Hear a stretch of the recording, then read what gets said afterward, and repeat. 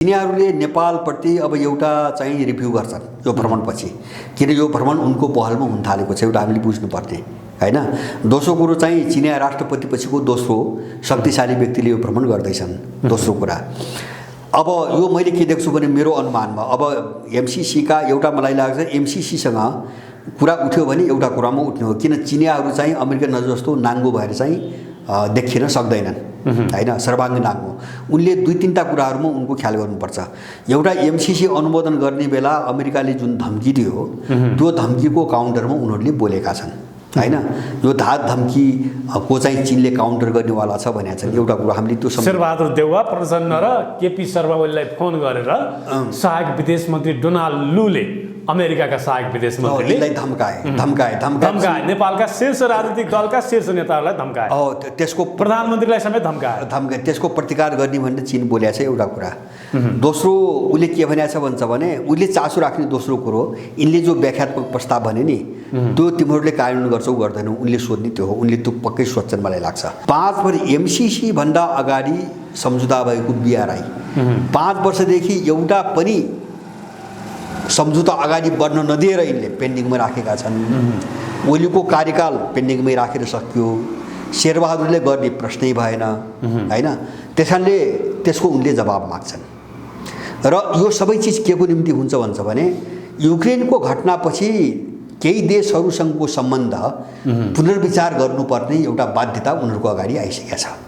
जस्तो नेपाललाई कसरी ट्रिट गर्ने भन्ने जस्तो अहिले जे छ नि हैन, यो ढङ्गले उनको चल्दैन, मैले बुझेको अब चल्दैन। किन भन्छ भने यिनी पेशेवर नेपालले अकस्मात गएर युक्रेनको पक्षमा मत जाहेर गर्यो। युक्रेनको मात्रै होइन, तपाईको युक्रेन मात्रै होइन, एमसीसी त अनुमोदन गरे नि। एमसीसी नेपालको संसदबाट युक्रेन त टाढाको कुरा भयो। जस्तो एमसीसी अनुमोदन गरे भने विचार गर्नुपर्ने बाध्यता सबैले आयो, किन विश्वको ध्रुवीकरण त्यो बाटोमा गइसक्यो हैन। यो बाटोमा उनको निम्ति बाध्यता हो। अब जस्तो नेपालसँग कसरी डिल गर्ने उनीहरूले यो भ्रमणपछि एउटा नयाँ सोच बनाउँछन्, यसमा मलाई कति पनि शङ्का छैन। एउटा नयाँ सोच बनाउँछन् चीनले अब आफ्नो हेर्ने नीति नेपालप्रति हेर्ने नीति परिवर्तन गर्छ एकदम यिनको जवाफ हेरिकन र यिनको त्यो भूमिका हेरिकन उनले नीति बदल्छन्। अब उनी कहाँ हेरिरहेछन् भन्छ भने एमसीसीको जस्तो बीआरआईसँग भएका सम्झौताहरू हेर्ने हो भने अमेरिकाको एमसीसी लागू यहाँ हुन सक्दैन। जुन मिसनमा आइरहेछ नि उ त सैन्य मिसन हो, त्यो त एमसीसी होइन।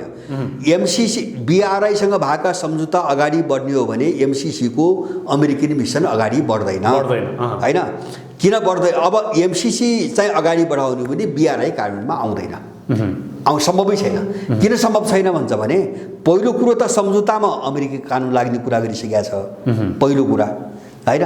दोस्रो कुरा अर्को प्रावधान त्यहाँ के छ भन्छ भने एमसीसी परियोजनामाथि कुनै आँच आउने असर हुने कुनै अन्य पक्षसँग भएका सम्झौताहरूको कारणले एमसीसी परियोजनामा कुनै असर पुग्न सक्ने देखेमा त्यस्ता सम्झौताहरू निष्प्रभावी हुनेछन् भनेको छ। भन्नुको मतलब यदि एमसीसी अमेरिकन मिसन अगाडि बढ्ने दौरानमा कुनै बाधा आउने भयो भने अरू देशसँग बीआरआई मात्र होइन भारतसँग हुन सक्छ। फर इक्जाम्पल तिनी कुनै पनि देशसँगका सम्झौताहरू निष्प्रभावी हुन्छन् भनेर चाहिँ सम्झौतामा लेखेको छ। त्यसकारणले एमसीसी त बीआरआई र भोलि इन्डियाको पनि त्यही हालत आउँछ, सबैलाई ब्लक गर्ने विषयमा आएको छ सम्झौतामा। एयरफोर्सको कार्गो जहाज नेपालमा आउनुपर्ने कारण के? त्यो त बुझ्नु पर्यो नि त मान्छेले। कारण के? त्यो कार्गो भने सामान बोक्ने जहाज हो। के सामान? त्यत्रो कार्गो जहाज नेपालमा के सामान ल्याएर, त्यो पनि दूतावासको निम्ति भनेपछि त्यहाँभित्र एमसीसी मिसनसँगै जोडिएको सामान छन्। यो लाटाले पनि बुझ्ने कुरा हो हैन। योभन्दा अगाडि किन आएन? मिलिट्री फोर्सको जहाज हो, योभन्दा अगाडि किन आएन?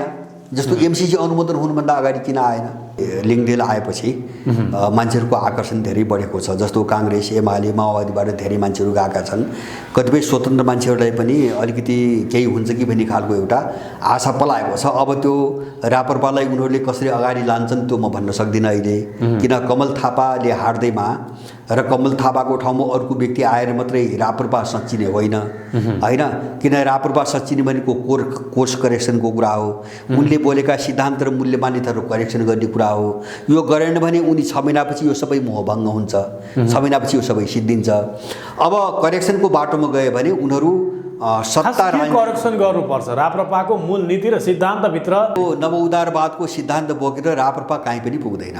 नवउदारवाद भनेको यही डेमोक्रेसी हो, यही इकोनोमिक मोडल हो हैन। यही कमजोरहरूलाई लुट्ने नवउदारवादको नाममा हैन, विदेशीहरूका हामीले सामान खपत गर्ने, हामीले आफ्नो केही पनि गर्न नपाउने, राज्यले चाहिँ सार्वजनिक चाहिँ तपाईँको जीवनको निम्ति काहीँ लगानी गर्नै नपाउने हैन, शिक्षा निजी, स्वास्थ्य निजी, अनि चाहिँ जनता राज्यले चाहिँ कल कारखाना पनि नखोल्ने, नवउदारवाद भने यो न हो। BBC चाहिँ ब्रिटिस सरकारले सञ्चालन गर्ने संस्था हो। तपाईँ कसरी स्वतन्त्र मिडिया भन्दै हुन्छ? गभर्मेन्टको के अरे चाहिँ फन्डिङमा चाहिँ काम गरिरहेको मिडियालाई तपाईँ कसरी स्वतन्त्र मिडिया भनिराख्नु भएको छ हैन। बेलायतको पोलिसी जे छ, BBC को पोलिसी पनि त्यही हो। तपाईँ BBC का हेर्नुहोस् त, युट्युब हेर्नुहोस् वा न्युज हेर्नुहोस् हैन। कहिले यिनले युक्रेनलाई भड्काएर यहाँसम्म ल्याउनुको निम्ति अमेरिकाले, नेटोले यो गर्यो भने BBCले एउटा समाचार दिएको थाहा पाउनु भएको छ तपाईँ? मिक्स सम्झौता युक्रेनले पालना गरेन भनेर BBCले समाचार दिएको सुन्नुभयो? किन दिँदैन? गुरुङहरूको यो कुण्ठा हेर्नुहोस्, यसलाई के भन्छ भने जस्तो खिसिएको बिरालोले खाँबो च्याच्छ भन्छ नि, उपाय केही नभएपछि चाहिँ त्यो रिस पोख्ने, उही चाहिँ तपाईँको कसैसँग सक्दै नसक्ने मान्छेले असाध्यै रिस आयो भने आफै विचारबाट विचलित हुँदै आफ्नो चाहिँ सिरकले छोपेर चाहिँ उही सिरकभित्र चाहिँ लगाएको आरोप मुक्ति हाने जस्तो हो यो हैन। उनको पार्टीले MCC अनुमोदन गर्ने, उनले, उनको नेताले, अनि चाहिँ प्रकाश सपुतले यस्तो गर्यो उस्तो गर्यो, यिनले फाल्तु कुराका कुनै पनि अर्थ हुँदैनन् हैन। किन प्रकाश सपुतलाई उनले जे भनिरहेका छन् उनको भाषामा है हैन, त्योभन्दा खतरनाक ढङ्गले त उनी नै प्रयोग हुँदै आयो नि तपाईँको अमेरिकनहरूबाट हैन। जस्तो MCC सम्म उनीहरूलाई अमेरिकाले नै प्रयोग गरिरहेछ, किन उनीहरू अर्काका कुरा गरिरहेछन्। तर भनिन्छ नि बाध्य भएर प्रयोग हुनु परेको हो माओवादी भनेर पनि भनिन्छ नि। माओवादीलाई खास अमेरिकाले काखी च्यापिरहेको छैन, तर बाध्य भएर प्रयोग हुनु होइन। त्यो अहिले होइन, त्यो प्रचण्डको अहिले होइन। तपाईँले हेर्नुभयो बाध्यता भने यो अपराधीले बोल्ने भाषा हो क्या। जस्तो उसले प्रचण्डले अहिले के भन्छ भने हामीले MCC अनुमोदन गरेको भए सर्वनाश हुन्थ्यो, किन त्यो अपराध चाहिँ ढाकछुप गर्ने कुरा भयो। त्यो यस्तै कुरा यिनले चाहिँ तपाईँको 12 बुधेपछि भनेका थिए। 12 बुधे पछि के चुनबाङ बैठक, त्यसको 1 वर्षपछि भएको चुनबाङ बैठक गर्दाखेरि उनले के गरेपछि के भने हामीले यो संविधान सभाबाट चाहिँ यसरी यो बाटोबाट जाने भनेर हामीले बाटो नबदलेको भए अमेरिकाले हामीलाई घेरामा हालेर पुरै स्वाहा पार्टी योजना बनाएको थियो, हामी सिद्धिन्थ्यौँ भने किन त्यो त गद्दारीलाई ढाकछुप गर्ने तरिका न हो त्यो त हैन। त्यो त आफ्नो गद्दारी र दुष्टलाई ढाकछुप गर्ने तरिका हो। त MCCमा पनि उनको कुतर्क त्यही हो हैन। प्रकाश सपुत भने पनि त्यही हो, किन यिनको औकात छैन, यिनीहरू त्यही प्रयोग हुँदै आएका मान्छेहरू हुन्। त्यसकारणले गर्दाखेरि हामी यिनले के भन्छन् सवाल त्यो होइन क्या। जस्तो म तपाईँले एउटा देवगुरुङको उदाहरण छु, म एउटा भन्छु, यदि कुनै मान्छेमा चेतना छ, देवगुरुङमा चेतना छ भने हैन, जस्तो लीलामणिले विरोध गरे, लीलामणिमा चेतना छ, उनीहरू मान्छे भइसकेका छन् भने हैन, देश बेच्ने र बचाउने यत्रो लडाइँमा राष्ट्रको लडाइँ छ, अनि त्यस्ता थाङ्ने चाहिँ प्रचण्ड बाबु जस्ता क्रिमिनल, त्यस्ता थाङ्ने मान्छेहरूको पार्टी निर्णय अनुशासन उनका आदेश भन्ने मान्छे त्यस्तो पार्टीमा बस्छ? देश बेच्ने देशद्रोही गर्ने पार्टीमा बस्छ? त्यस्ता मान्छेको नेतृत्वमा बस्छ हैन? इमान भएको र दिमाग भएको मान्छे एक्लै भए पनि विद्रोह गर्छ। तेस्रो ठुलो पार्टी माओवादी हो, तपाईँले थाङ्ने पार्टी भन्नु भएको छ होइन। सुन्नुहोस्, अब त्यो चाहिँ उनको कुरा, त्यो छोड्नुहोस्। मैले भनेको तपाईँले अघि नै भनेको कुरो, जस्तो उनको नीति के हो भन्छ भने युज एन्ड थ्रो, प्रयोग गर्छ उसको काम भएन भने सडकमा लगेर फ्याँकिदिन्छ। जस्तो पश्चिमाले त्यही गरेको छ हैन। जस्तो बिन लादेनलाई उठायो, सोभियत सङ्घका विरुद्धमा उठायो, आफै मार्यो, सद्दाम हुसैनलाई कुगराएर इरानसँग लडायो, 8 वर्ष आफै मार्यो हैन। अब तालिबान आफै जन्मायो, विकास गर्यो, हुर्कायो, मुजाहिदिनहरूको विरुद्धमा आफै आक्रमण गर्यो, कर्नल गद्दाफीको घटना त्यही हो। अनि प्रचण्ड चाहिँ के को अपवाद? अब प्रचण्ड हिजोसम्म चाहिँ तपाईँको युद्धको धङधङी रहँदासम्म, मान्छेमा भ्रम हुँदासम्म ठुलो शक्ति थियो, प्रयोग गर्नुसम्म गरे। जस्तो अब अहिले आकार चाहिँ बिस्तारै बिस्तारै कमजोर हुँदै गयो, जनताको विश्वास घुम्दै गयो। अब प्रचण्ड माओवादी कहिले पत्याउने? अब यसको स्थिति सक्यो भनिसकेपछि उसले चाहिँ आफूलाई डेमोक्रेट देखाउन, अमेरिकाले साम्राज्यवादीले आफूलाई प्रजातान्त्रिक देखाउन अब यिनी खुइलिसकेका दलालहरूमाथि एउटा ट्याग लाउँछ, सडकमा फ्याँकिदिन्छ। ठुलो कुरो के छ त्यसमा? संसारभरि गर्दा फ्याँकिन्छन्, प्रचण्ड पनि फ्याँकिन्छन्। जो प्रयोग आनन् अथवा जसले जनतालाई बेकुफ बनाएर चाहिँ उनको पक्षमा काम गर्न सक्दैनन्, तिनी छानी गर्ने फ्याँकिन्छन् हैन। जस्तो हिजो होइन MCC पारित गर्न भनेर चाहिँ तपाईँको जुटाइदिएको उनी होइन, बहुमत आइसकेपछि पनि त्यो काम गर्न नसकेपछि फुटाइदिए हैन, जुटाइदिएको त्यसैको निम्ति हो। त्यहाँभित्र विवाद आयो, एमाले भित्रै विवाद आयो, एमसिसी चाहिँ तपाईँको पारितभित्रबाट निकास पाएन, अनि त्यसपछि त्यो एकता उनले किन राख्दैन, उनले फुटाइदिए होइन। अब चाहिँ तपाईँको उनलाई आवश्यक पर्यो भने फेरि जुटाइदिन्छन्। यिनको के छ विवाद, जस्तो केपी ओली र प्रचण्ड मिल्ने ठाउँ थियो कतै होइन। एउटाले एउटालाई आतङ्कवादी भन्दै आछ, अर्काले चाहिँ तपाईँको चाहिँ चरम निरङ्कुश अब के हो ओलीमाथि आरोप होइन, माओवादीले लगाउँदै आज बिना राजनीतिक छलफल, बिना कुनै चाहिँ सैद्धान्तिक मूल्य मान्यता एकै रातमा जुट्या होइन नि यिनीहरू होइन। अनि फुर्दाखेरि कुनै राजनीतिक कारण थियो होइन। तपाईँले जुट्दा र फुर्दा उनका बिचमा कुनै राजनीतिक बहस त देख्नु भएन। भनेपछि यस्ता राजनीतिक कारण एउटै मात्र के हुन सक्छ भने चुनावमा जसरी हुन्छ हामीले अधिकतम सिट जित्नुपर्छ भन्ने प्रभाव हुन सक्छ नि। त्यो त राजनीतिक कारणै होइन। अब अहिले पनि अब त्यो त राजनीतिक, त्यो प्राविधिक कारण, त्यो उनको समस्या भयो क्या, प्राविधिक समस्या भयो। त्यो राजनीतिक कारण शक्तिहरूको कारणले मिल्ने भन्दा पनि चुनावमा अधिक सिट जित्नको लागि मिल्छ, त्यो त उनको प्राविधिक कारण भयो। जस्तो त्यसको निम्ति त जोसँग पनि मिल्छ नि। तपाईँको गएको स्थानीय चुनावमा चाहिँ माओवादी काङ्ग्रेससँग मिल्या होइन होइन, अनि संसदको चुनावमा ओलीसँग मिल्या होइन होइन। भनेपछि अनि चाहिँ तपाईँको भोलि जस्तो त्यो काङ्ग्रेस पनि अथवा एमाले पनि माओवादी पनि राप्रपा पनि होइन। अब अहिले त कमल थापा छैनन् नेतृत्वमा। माने यिनीहरू आफ्नो बचाउ स्वार्थपूर्तिको निम्ति जोसँग जतिखेर जुनसुकै मुद्दामा पनि मिल्छन्, किनभने यिनका बिचमा कुनै राजनीतिक अन्तर्विरोध छैन। मैले भने नि 12 बुँदे समझदारीपछि यिनी सबै एउटै सेन्टरका चाहिँ तपाईँको कुपात्रहरू हुन् र यिनका आफ्ना सिद्धान्त भन्ने कुरा केही पनि छैनन्, विचार भन्ने कुरा केही पनि छैनन् भन्ने कुरो धेरै अगाडि देखिएको हो, अहिले धेरै अगाडि देखिएको हो। अहिले पनि स्थिति त्यही हो। भनेपछि जस्तो प्रचण्डको टोन बिचबिचमा सुनिराख्नु भएको छ नि, केपी ओलीसँग फेरि नजिक हुन केही असम्भव छैन भने त बोलिरहेको छ नि, दुईवटा कुरो बोलिसके भनिरहेका छन्। केपी ओलीसँग फेरि हाम्रो चुनावी तालमेल हुन सक्छ, त्यो अस्वाभाविक होइन। किन अस्वाभाविक होइन भन्छ भने अब त्यो निकटता फेरि सैद्धान्तिक त हुने होइन, राजनीतिक त हुने होइन। राजनीतिक सिद्धान्तको त्यहाँ त कुरो केही पनि छैन। नितान्त यिनको हकमा कुरा गर्ने हो भने यिनको आफ्नो स्वार्थ अस्तित्वको कुरा भयो होइन। फुट र जुट भनी एमालेहरूले पनि के भने अब यिनको समाजवादीसँग बरु मिल्न सक्दैनौँ, माओवादीसँग चुनावी तालमेल हुने सम्भावना चाहिँ रहन्छ भनेर भनिरहेको छ। अब त्यो स्वाभाविक छ। यस्तो चिजमा धेरै मलाई लाग्छ समय बर्बाद पार्नुहुन्न। किन भन्छ भने उनको नियति त्यही हो, उनको स्तर त्यही हो, उनको औकात त्यही हो। त्यसकारणले गर्दाखेरि यिनी कतिखेर जुट्छन्, कतिखेर फुट्छन्, कहाँ मिल्छन्, कहाँ हानबान गर्छन् भन्ने कुरा केही अनुमान गर्न सकिँदैन। राष्ट्रिय स्वार्थभन्दा निजी स्वार्थलाई प्रायोरिटी दिन्छन्। राष्ट्रिय स्वार्थ भए त अन्तर्विरोध हुनेका बिचमा एक खालको लडाइँ निरन्तर चल्छ, अथवा नहुनेको बिचमा एक खालको चाहिँ तपाईँको गठबन्धन अलिकति दीर्घकालीन हुन्छ होइन। जब सँगै हिँड्ने कुरो पनि निश्चित छैन होइन, फुट्ने कुरा पनि निश्चित छैन, हानमार गर्ने कुरा निश्चित छैन भने त यिनलाई त्यो विदेशी शक्तिले कुन बेला कस्तो खालको भूमिका दिन्छ त्यसले निर्भर गर्ने हो।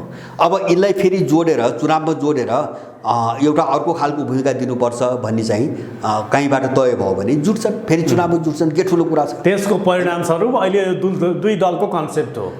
अब एकदम होइन, दुई दलको कन्सेप्ट त माने विदेशी शक्तिले भिराइदिएको कन्सेप्ट हो भनौँ। एकदम नेपालको राज्य सत्ताको फासिस्टीकरण कसरी गर्ने, बस मुद्दा त्यति जोडिया छ। किन भन्छ भने कसैको अवरोध बिना काम होस्, यहाँको संसद र यहाँको सत्ताबाट बिना अवरोध साम्राज्यवादको काम होस्, त्यसको निम्ति चाहिँ एउटा सत्ताको फासिस्टीकरण गर्ने मुद्दा हो त्यो। त्यसमा उनीहरू सफल हुँदैनन्, मैले देखेको थियो। त्यसमा किन ध्रुवीकरण जुन ढङ्गले अगाडि बढ्यो नि, यसले चाहिँ यिनको यो मिसनलाई अगाडि बढ्न दिँदैन, सफल हुन सक्दैन। हामी स्थानीय चुनावमै पनि देख्छौँ, जस्तो स्वतन्त्र उम्मेदवारी र स्वतन्त्र रूपमा जित्ने मान्छेहरूको सङ्ख्या यति ठुलो हुने सम्भावना मैले देख्छु अहिले। त्यसले नै एउटा चुनौती दिन्छ यिनीहरूलाई, एउटा चुनौती। अब अहिले त अब राष्ट्रिय प्रजातन्त्र पार्टी पनि एउटा नयाँ माहौलसित आएको छ। अब उसले पनि एउटा अब त्यो भित्र एउटा नेतृत्वमा गइसके पछाडि अहिले जुन किसिमको क्रेज देखिन्छ नि सामाजिक सञ्जालदेखि विभिन्न कार्यक्रमहरू सभा समारोह गरिरहेको छ राप्रपाले, नयाँ क्रेज देखिन्छ। जनता कोही अन्य राजनीतिक दल छोडेर त्यता प्रवेश गरेका पनि देखिन्छन्। अहिले धेरै गरेका छन्। जस्तो त्यो सत्ताको वृत्तभित्र, त्यो राजनीति गर्ने वृत्तभित्र अहिले लिङ्गदेल आएपछि मान्छेहरूको आकर्षण धेरै बढेको छ। जस्तो काङ्ग्रेस, एमाले, माओवादीबाट धेरै मान्छेहरू गएका छन्। कतिपय स्वतन्त्र मान्छेहरूलाई पनि अलिकति केही हुन्छ कि भन्ने खालको एउटा आशा पलाएको छ। अब त्यो राप्रपालाई उनीहरूले कसरी अगाडि लान्छन् त्यो म भन्न सक्दिनँ अहिले, किन कमल थापाले हार्दैमा र कमल थापाको ठाउँमा अर्को व्यक्ति आएर मात्रै राप्रपा सच्चिने होइन होइन। किन राप्रपा सच्चिने भनेको कोर्स करेक्सनको कुरा हो, उनले बोलेका सिद्धान्त र मूल्य मान्यताहरू करेक्सन गर्ने कुरा हो। यो गरेन भने उनी 6 महिनापछि यो सबै मोहभङ्ग हुन्छ, 6 महिनापछि यो सबै सिद्धिन्छ। अब करेक्सनको बाटोमा गयो भने उनीहरू सत्ता करेक्सन गर्नुपर्छ। राप्रपाको मूल नीति र सिद्धान्तभित्र के करेक्सन गर्नुपर्ने देखिन्छ आजको दिनमा? होइन, तपाईँको नवउदारवादको सिद्धान्त बोकेर राप्रपा कहीँ पनि पुग्दैन। नवउदारवाद भनेको यही डेमोक्रेसी हो, यही इकोनोमिक मोडल हो होइन। यही कमजोरहरूलाई लुट्ने नवउदारवादको नाममा होइन, विदेशीहरूका हामीले सामान खपत गर्ने, हामीले आफ्नो केही पनि गर्न नपाउने, राज्यले चाहिँ सार्वजनिक चाहिँ तपाईँको जीवनको निम्ति काहीँ लगानी गर्नै नपाउने होइन, शिक्षा निजी, स्वास्थ्य निजी, अनि चाहिँ जनता राज्यले चाहिँ कल कारखाना पनि नखोल्ने। नवउदारवाद भने यो न हो होइन। राप्रपाको नारा त नवउदारवाद हो, यही सिद्धान्त बोक्ने। त्यसो भए तपाईँले भनेअनुसार राप्रपाले तानाशाही व्यवस्थाको विचार बोक्नुपर्छ भन्नुभयो होइन। कहाँ छ डेमोक्रेसी? कहाँ देख्नु तपाईँले डेमोक्रेसी? डेमोक्रेसीमा मैले भने नि हो, हाम्रो यही छ भ्रम। हामी कमजोर कहाँ छौँ भन्छ भने त्यो पश्चिमा स्कुलले हाम्रो दिमागै काम नगर्ने बनाइदियो होइन। हामी कहाँ गएछौँ भन्छ भने तपाईँको मान्छेले आफ्नो घरमा बसेर खान नपाएर 80 लाख मान्छे चाहिँ विदेशमा छ। तपाईँ यसलाई डेमोक्रेसी देख्दै हुन्छ अझै पनि। डेमोक्रेसी भने के हो? तपाईँ त्यो पुनर्भाषित गर्नु पऱ्यो क्या। अब डेमोक्रेसी जुन देश आज स्वतन्त्र रूपमा हिँड्न पाउनुहुन्छ, डुल्न पाउनुहुन्छ, बोल्न पाउनुहुन्छ, आफ्ना विचारहरू भावनाहरू प्रकट गर्न पाउनुहुन्छ, नेतृत्वमा भएका गल्ती र कमजोरीहरू ल्याउन पाउनुहुन्छ, खबरदारी गर्न पाउनुहुन्छ। तपाईँले जसलाई अधिनायक बार्नु त्यो चीनमा पनि पाएको छ, त्यो रुसमा पनि पाएको छ, जुलुस प्रदर्शन भइरहेछ। आफ्नो स्वार्थमाथि आँच आयो भने अमेरिकाले पनि दिँदैन। जुलियस अन्साजलाई त मार्नको निम्ति सुपुर्द गरेर भनिरहेको छ नि बेलायतलाई। जुलियस अन्साजलाई त दिँदैन, किन उसको मुटु झिक्दियो जुलियस अन्साजले। विकिलिक्सले अमेरिकाको षड्यन्त्रको मुटु झिक्दियो होइन। त्यो त उसलाई पद्दो रहन्छ नि, तर उसलाई असर नहुने खालका बकबकाउने दिन्छ छुट, जसले पनि दिन्छ। रसियाले पनि दिन्छ, सबैले। रुसमा आज युक्रेनको विरुद्ध युद्ध गर्नु हुँदैन, युक्रेन एउटा कमजोर राष्ट्र हो भनेर जुन रसियनहरूले प्रोटेस्ट गरेका छन् उनीहरूलाई लगाएर थुनिदिएको छ। त युद्ध अवस्थामा थुन्छ। जस्तो जेलेन्स्कीले 11वटा पार्टीलाई चाहिँ सस्पेन्ड गरिदियो अस्ति। आफू आफ्नो पार्टी बाहेक अरू बाँकी जम्मै 11 पार्टी सस्पेन्ड गरियो। त्यो डेमोक्रेसी हो कि होइन? त्यो हो नि। अनि आफू बाहेकका 11 पार्टी सस्पेन्ड गर्ने होइन, प्रतिबन्ध लगाउने कारण के? त्यस्तो पनि डेमोक्रेसी हुन्छ? माने व्याख्या आफ्नो हितको सन्दर्भमा हुन्छ हर चिजको। तपाईँ डेमोक्रेसीको व्याख्या पनि तपाईँ हामीलाई फाइदा गर्छ भने हामी डेमोक्रेसी मान्ने हो, घाटा हुन्छ भने हामीले नमान्ने हो होइन। तपाईँ हाम्रो समृद्धि हुन्छ भने यो इकोनोमी मोडल मान्ने हो, हाम्रो कङ्गाली मात्रै हुन्छ र अरूले हामीलाई लुट्छ भने नमान्ने हो। सबैका व्याख्या सापेक्ष हुन्छन्, आफ्नो इन्ट्रेस्टमा व्याख्या गरिन्छ। कुनै पनि चिजको युनिभर्सल व्याख्या हुँदैन, सार्वभौम व्याख्या हुँदैन। त्यसमा झन् तपाईँको राजनीतिक विचारको त सार्वभौम व्याख्यै हुँदैन। त्यस कारणले गर्दाखेरि हामीमा जो पश्चिमाकरणको प्रभाव परेको छ, मैले भने नि तपाईँ डेमोक्रेसी भन्दै हुन्छ, तपाईँ डेमोक्रेसी हुन्थ्यो, तपाईँले भोट हाल्नुभयो, गएको चाहिँ केही 4 वर्ष अगाडि भोट हाल्नुभयो होइन। तपाईँले यिनले चाहिँ हामीले दिएको कर यसरी लुटेर खाउनु भने भोट हाल्यो तपाईँले। तर एउटा कुरा के छ भने भरतलालजी, तपाईँको तृणमूल पार्टीको तपाईँ अध्यक्ष हुनुहुन्छ, तपाईँको पक्षमा जनलहर आयो, तपाईँले अधिकतम सिट सङ्घमा जित्नुभयो, प्रदेशमा जित्नुभयो भन्दै तपाईँ प्रधानमन्त्री बन्न पनि सम्भव छ नि आज देशमा। तर तपाईँ रुसमा प्रधानमन्त्री, त्यहाँको तपाईँ जस्तै कोही मान्छे प्रधानमन्त्री बन्न सक्दैन, राष्ट्रपति बन्न सक्दैन, चाइनामा सक्दैन। 2036 सम्म त त्यहाँको रुसको राष्ट्रपति एकाधिकार रूपमा उनी राष्ट्रपति रहिरहने व्यवस्था आफैले ल्याएका छन्। त्यसलाई तानाशाहीकरण भन्नुहुन्छ कि प्रजातन्त्रको त्यो स्वरूप भन्नुहुन्छ होइन? उनले संवैधानिक भन्नुहुन्छ, त्यो आफ्नो विश्लेषण हो होइन। नै त्यहाँको मान्छेले उनलाई चुन्छ भने त्यो तपाईँ हाम्रो टाउको किन दुख्नु पर्ने? उनको त्यो मोडेल हो। जस्तो पुटिन चुनावै नगरिकन चाहिँ 2036 सम्म भ्लादिमिर पुटिन भने त होइन नि होइन। तर बस्न सकिने कुनै पनि व्यक्ति, पुटिनको कुरा मात्रै होइन, कुनै पनि व्यक्ति लामो कार्यकालसम्म बस्न सकिने संवैधानिक व्यवस्था गरे। त्यो पुटिन होला अथवा पुटिनको ठाउँमा अर्को होला। अब जस्तो चीनमा त्यो व्यवस्था गरे, सी होला अथवा त्यसको ठाउँमा अर्को होला, तर चुनिनु त पर्छ नि उनीहरू। तपाईँको जस्तो विश्लेषण हिटलर पनि त्यही किसिमको प्रकृतिबाट गएको त हो नि। बिल्कुल बिल्कुल बिल्कुल। हिटलर पनि चुनावैबाट गएको हो नि त। कसरी भयो तानाशाही? 33मा चाहिँ तपाईँको आम जनताको चुनावबाट चाहिँ तपाईँको चान्सल भएको होइन होइन। हिटलरलाई तपाईँ कसरी तानाशाह हुनुहुन्छ? चुनावै भएको कारणले यहुदीको कत्लेआम गरेको, दुनियाँमा करोडौँ मान्छेहरूको नरसंहार गरेको त्यो मान्छे दार्शनिक हुन्छ कि महात्मा हुन्छ कि होइन कत्लेआम गर्यो। तपाईँ हिटलरको कुरा मात्रै किन गर्नुहुन्छ? अमेरिकाले दोस्रो विश्वयुद्धपछि 2 करोड मान्छे मार्यो। तपाईँ त्यो तथ्याङ्क हेर्नु भएको छ कि छैन? 2 करोड मान्छे मार्यो दोस्रो विश्वयुद्धपछि अमेरिका एक्लैले, नेटोको नाममा, होइन? त्यति त हिटलरले त मारेन नि। माने अमेरिका कसरी डेमोक्रेटिक भयो, होइन? ब्रिटिसहरूले यस्तो मान्छे मारे ब्रिटिस साम्राज्यकालमा, उनीहरू कसरी डेमोक्रेटिक भए? माने के चिजलाई मापदण्ड बनाइरहेको छौँ हामीले, होइन? के चिजलाई मापदण्ड बनाएर मापदण्ड त हुनु पर्यो नि त। जस्तो डेमोक्रेसीको पनि मापदण्ड त हुनु पर्यो। केलाई हो डेमोक्रेसी भनेको, होइन? तपाईँले कसैका मोडेल डेमोक्रेसी होइन। जस्तो मैले भन्दै थिएँ, तपाईँले भोट हाल्नु भएको होइन यहाँ मान्छेहरूलाई, अनि तपाईँले जसलाई भोट हाल्नुभयो त्यो जितेर गएको मान्छेले तपाईँले भोट हाले अनुसारको काम गर्यो, गरेन? काम त उल्टो गर्यो। तपाईँ के गर्न सक्नुभयो त? अब हामीले निर्वाचन आउँदा जनप्रतिनिधि त्यो त दासहरूको हो, त्यतै हो दासहरूको। अर्को डाँगा चुन्नुहुन्छ तपाईँ, त्यही त हो। कहिले एमाले डाँगा चुन्नुभयो, कहिले काङ्ग्रेस। उनको चुनाव पद्धति के भन्छ? एउटा डाँगा छान, होइन? त्यही डाँगालाई तिमी मानिरहौ भन्ने चाहिँ मानिरहौ। त्यो डाँगाहरूमध्ये एउटा डाँगा छानिराख। तपाईँ त्यो डाँगालाई पठाइसकेपछि तपाईँलाई जब केही गर्ने राइट छैन भने त्यो डेमोक्रेसी होइन, त्यो गुलामी हो। हामी यही बुझिरहेका छैनौँ। यो डेमोक्रेसी हुन्थ्यो भने तपाईँले चुनेर पठाएको मान्छेमाथि तपाईँको लगाम हुन्छ कि हुँदैन? उसलाई तपाईँ त्यहाँबाट फाल्न पाउने कि नपाउने? उसमाथि तपाईँले कारबाहीको प्रक्रिया अगाडि बढाउनु पाउने कि नपाउने? जब त्यो छैन भने त्यो कसरी डेमोक्रेसी? होइन, रुसमा भ्लादिमिर पुटिन नराम्रो काम गरिरहेका छन् भने त्यहाँका जनताहरूले फाल्ने अधिकार उनीहरूलाई भएन के? किन भएन? कसरी भएन भन्नु? तर नेपालमा त नहीं, फाल्ने राइट किन भएन भन्नुहुन्छ क्या मैले? यही हो त, बुझाइ नै गलत यही हो। चुनाव हुन्छ तर उनीहरूको त्यो जुन किसिमबाट चुनाव हुन्छ उनीहरूको पक्षमा नतिजा आउने किसिमबाट नतिजा ल्याउनु पर्यो नि त। अरू पनि त उठ्छन् नि। पुटिनको पार्टी मात्रै त्यसै नि, उनको डुमामा चुनाव हुन्छ, उनको संसदमा डुमामा चुनाव हुन्छ। डुमाले पुटिन छान्ने हो, होइन? डुमाले वाक स्वतन्त्रतादेखि लिएर हरेक कुराहरूमा होइन कसरी छैन भन्नुभयो, मैले यो बुझिनँ क्या। मिडियाहरूमा बन्देज गराइएको छ। तपाईँ बिबिसीको समाचारहरू हेर्नुहोस्। कसको? बिबिसीको समाचारहरू। अनि यिनले रसियन मिडिया ब्यान्ड गरेका छैनन्। रसियाले मात्रै किन दिने बिबिसीलाई? जस्तो यिनले रसियन सारा मिडियाहरू ब्यान्ड गर्छन् भने, जस्तो युरोप र अमेरिकामा रसियन मिडिया त सबै ब्यान्ड छ अहिले भने, रसियाले मात्रै दिनुपर्ने कारण के त? किन उनलाई दिने?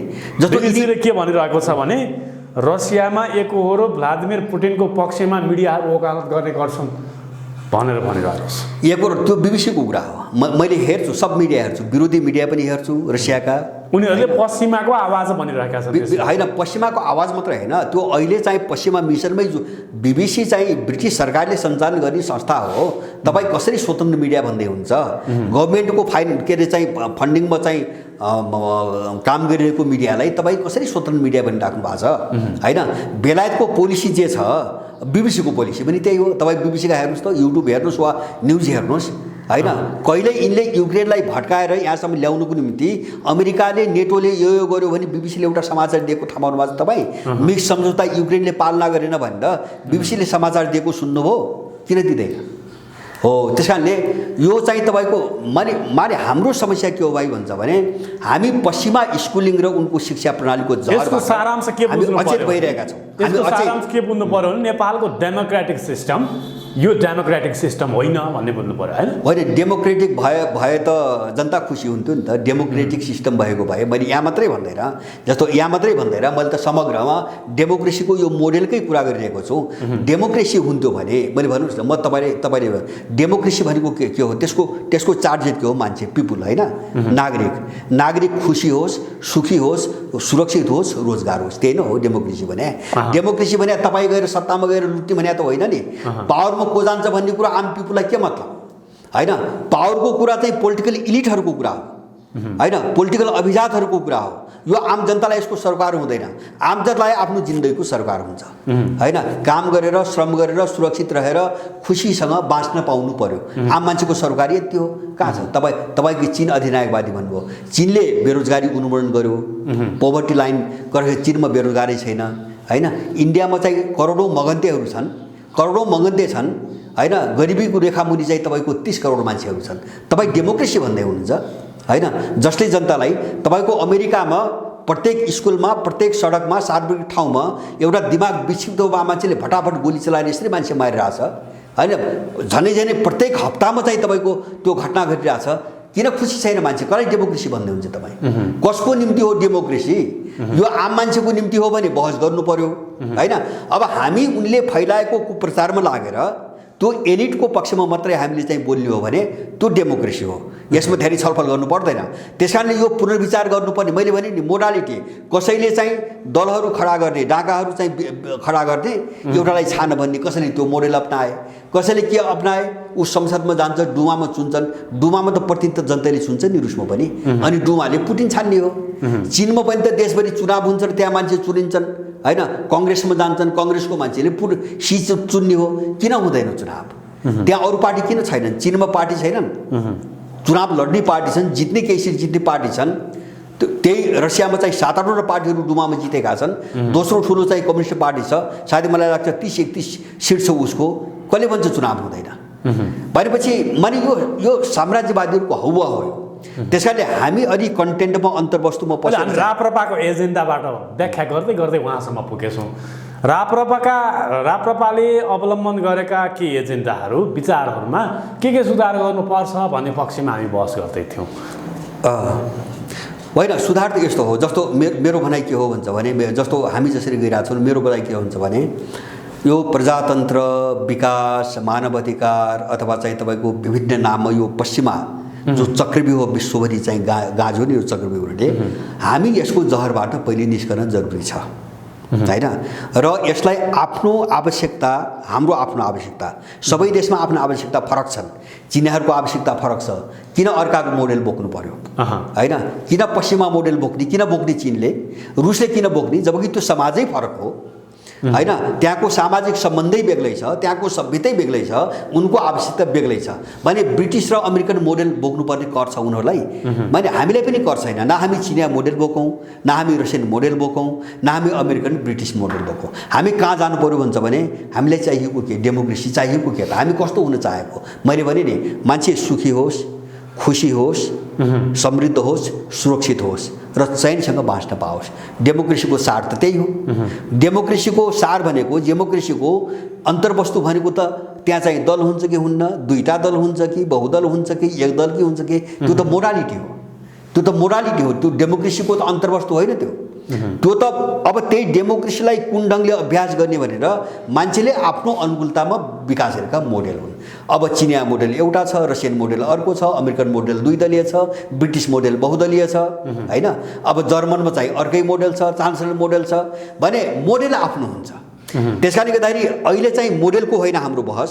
हाम्रो के भन्छ, तपाईँ हाम्रो भलाइको निम्ति हाम्रो डेमोक्रेसी के हो र तपाईँ हाम्रो समृद्धिको निम्ति हाम्रो डेभलपमेन्ट के हो, विकास के हो हैन? हामीले कहाँ लगानी गर्ने? जस्तो हामीसँग कृषि छ, हामीसँग जडीबुटी छ, हामीसँग पर्यटन छ, पशुपक्षी छ, हामीसँग पानी छ, खानी छ।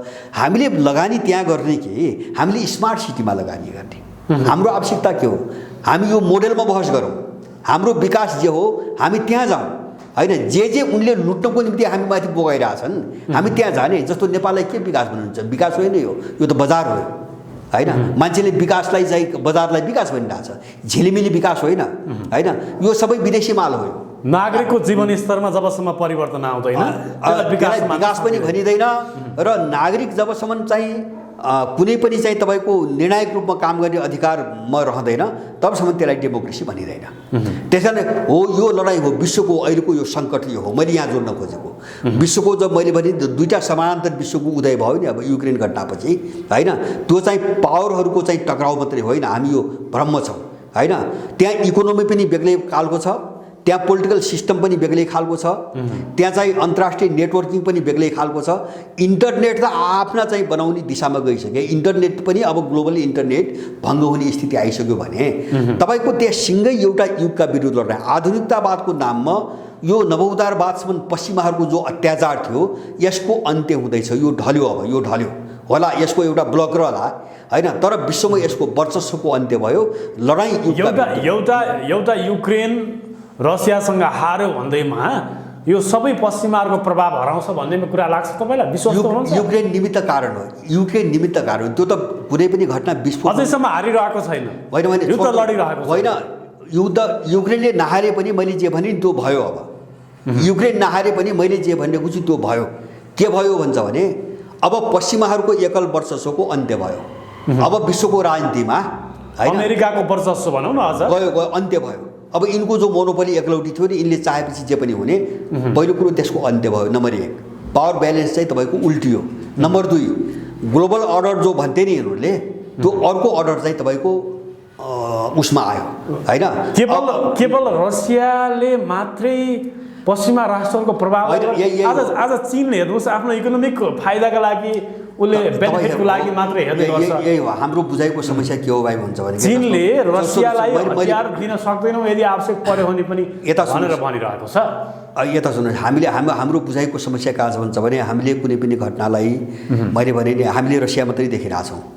हामीले के देखिरहेको छैनौँ भन्छ भने युक्रेनमाथि हात हाल्नुभन्दा अगाडि हैन जति पनि डेभलपमेन्टका प्रोसेस थिए चीन रुस लगायत अरू पनि देशहरू है, जस्तो समानान्तर अब साङ्घाई कोअपरेसन सङ्गठन छ हैन, अब ब्रिक्स ब्याङ्क छ, ब्रिक्स समूह छ, के अरे चाहिँ AIIB भन्ने अर्को ब्याङ्क छ। अब केही दशक झन्डै दशकदेखि एउटा समानान्तर विश्वको निर्माणको निम्ति यत्रो योजनाबद्ध पहल भइरहेछ हैन। त्यसमा यो ब्लकले काम गर्दै आछ, सारा चिज आछ र त्यो सबै हिसाब किताब गरिकन, जस्तो अब इकोनोमी कस्तो बनाउने हैन, पोलिटिकल सिस्टम कस्तो बनाउने हैन, अथवा इन्टरनेट सिस्टम कस्तो बनाउने, अब टेक्नोलोजी चाहिँ कस्तो कसरी अगाडि बढ्ने। तर सरसर्ती हेर्दा त तपाईँले भनेको कुरा पनि एक ठाउँमा रहला, तर सरसर्ती हेर्दा के देखिन्छ भने पश्चिमा राष्ट्रहरू एकातर्फ, रुस एकातर्फ र चीन एकातर्फ, तीनटा ध्रुव भएको जस्तो देखिन्छ कि मैले हो त्यो आँखाको हेराइ हो, त्यो मस्तिष्कको हेराइ होइन, त्यो आँखाको हेराइ हो।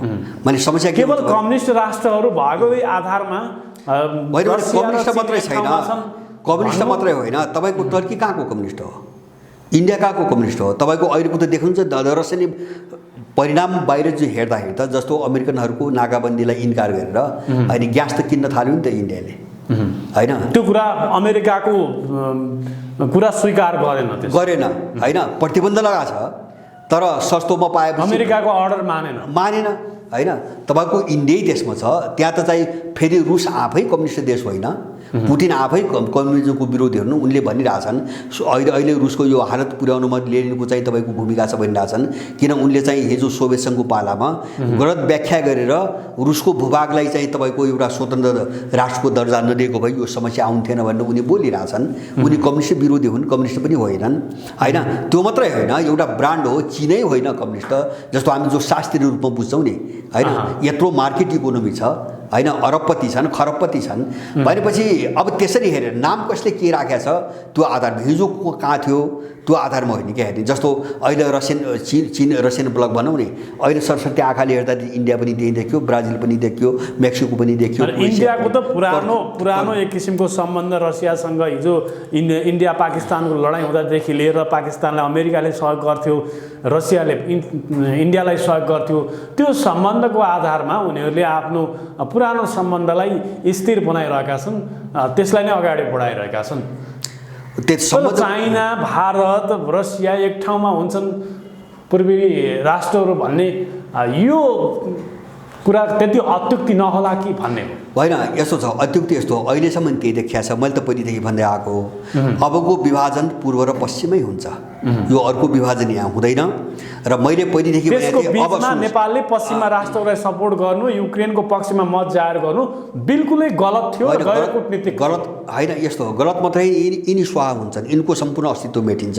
किन यो लडाइँ सिङ्गो चाहिँ पृथ्वी सिङ्गो जो हामी पृथ्वी भन्छौँ नि, यसलाई कुन वेमा लग्ने, किन भन्छ भने एउटा समग्र सभ्यतासँग जोडिएको लडाइँ हो यो चाहिँ इकोनोमिक र चाहिँ तपाईँको पोलिटिकल लडाइँ मात्रै होइन, सिङ्गो सभ्यतासँग लडाइँको चाहिँ जोडिएको पूर्वीय सभ्यता र पाश्चात्य सभ्यता बिचको तपाईँ भन्नुहोस् न, अहिले उनले इन्डिया र चीनलाई लडाउने धेरै कोसिस गरे, असफल भए होइन। मैले बारम्बार के भन्दै आएको थिएँ भन्छ भने यदि अब अर्को ठुलो महायुद्ध भयो वा विशुद्ध भयो भने त्यो युरोप केन्द्रितै हुन्छ, बाहिर हुँदैन। मैले यो पनि भनेको थिएँ, भयो त्यही।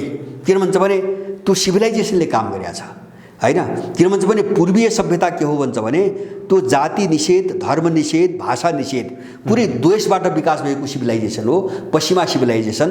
पश्चिमा राष्ट्रहरू एउटा जातिले अर्को जातिलाई समाप्त पारेर बनेका राष्ट्र हुन्। त्यही कारणले पश्चिमा राष्ट्रहरूको नाम जातिको नामबाट छ। जस्तो रुसको नाम रसियन जाति, रुसी जातिको नामबाट छ, पोल्यान्डको नाम पोलिस जातिको नामबाट छ। तर एसियाली सभ्यता त्यो होइन, होइन। एसियाली सभ्यता निषेधको सभ्यता होइन, यो समन्वयको सभ्यता हो, यो मेलमिलापको कोअपरेसनको सभ्यता हो। धेरै ठुलो अन्तर छ। लडाइँ यो हो। त्यसैले गर्दाखेरि हामी कहाँ जाने भन्ने हो। हाम्रो लडाइँ पनि त्यही हो। हामी चाहिँ यो पश्चिमा जो जहर छ नि, यसबाट चाहिँ बाहिर निस्केर अब आफ्नो देशलाई अगाडि बढाउने बाटोमा जाने कि अनि चाहिँ तिनै पश्चिमाले खुवाएको विष पिएर, जहर पिएर अनि चाहिँ हल्लो जाति, फल्लो जाति, हल्लो धर्म, फल्लो धर्म गरेर चाहिँ हामी चाहिँ टुक्रा टुक्रा भएर सिद्धिने। हाम्रो समस्या पनि त्यही हो। त्यसैले गर्दाखेरि नेपालले निकास त्यो बेला मात्रै पाउँछ जब पश्चिम पराजित हुन्छ। मुद्दा त्यहाँ जोडिएको छ। नेपालले यो सङ्कटबाट निकास त्यो दिन मात्रै पाउँछ जब यो ग्लोबल लडाइँमा पश्चिम पराजित हुन्छ। त्यो काम दुनियाँमा अमेरिकाको अस्तित्व र प्रभाव, अमेरिका र पश्चिम युरोपको होइन, विश्वमा यिनको वर्चस्व अन्त नहुँदासम्म नेपाल शान्त हुँदैन। हेरिराख्नुला, मैले 1 दशकदेखि भन्दै आएको। किन भन्छ भने नेपालको भूराजनीतिक सङ्कट भनेकै उनको रणनीतिको एउटा पार्ट हो। उनको रणनीति जस्तो साउथ चाइना सीमा ताइवान एउटा रणनीति, हङकङ दोस्रो रणनीति, उइगुर तेस्रो रणनीति, युक्रेन चौथो रणनीति, यस्तै रणनीति नेपालको एमसीसी त्यस्तै रणनीति हो त्यो। त्यसैले गर्दाखेरि उनको लडाइँ पनि तपाईँको सभ्यतैसँग जोडिएको छ। मैले बारम्बार भनेको छु, जस्तो नेटो र पश्चिमी युरोप, अमेरिका र पश्चिमी युरोप, तपाईँ 1990 पछि सोभियत युनियनको विघटनपछि एकचोटि इतिहास हेर्नुहोस्। एकचोटि यिनले निशाना कहाँ बनाएको छन्? आक्रमण। यिनले पूर्वी युरोपलाई होइन, जस्तो युगोस्लाभियामाथि आक्रमण गरे, 6 टुक्रा बनाए होइन। तपाईँ चेकोस्लोभाकियालाई टुक्र्याए उनले। अब के अरे चाहिँ तपाईँको अनि चाहिँ पूर्वी युरोपमा नेटोको विस्तार गरे, युक्रेनलाई यहाँ ल्याए। कारण के हो? कारण के हुन्छ भने रसियालाई कमजोर बनाउने। किन? रसिया चाहिँ पश्चिमहरूको विपरीत, पश्चिमी युरोपको विपरीत स्लाभिक सभ्यताबाट विकास भएको देश हो। र युगोस्लाभियाका 6वटा देशहरू जो टुक्रेर अहिले भने, हिजोको चेकोस्लोभाकिया, त्यसपछि अहिलेको Ukraine, Georgia, Latvia, Estonia, Lithuania जति नेटोमा सामेल गरे, यिनी सबै स्लाभ सभ्यताबाट विकास भएका देश हुन्। उनले त्यो सभ्यतामा विग्रह ल्याउने, त्यसलाई चाहिँ टुक्रा टुक्रा बनाउने र रसियालाई मेटाउने डिजाइन उनीहरू आएका छन्। किन उनको आक्रमण पश्चिमी युरोपका देशमाथि हुँदैन होइन? किन पूर्वी युरोपमै उनले केन्द्रित छन् भन्दाखेरि उनले गहन ढङ्गले हेरिरहेका छन्। लडाइँ यहाँ छ। रसियनहरू त्यत्तिकै निर्मम भएका होइनन्।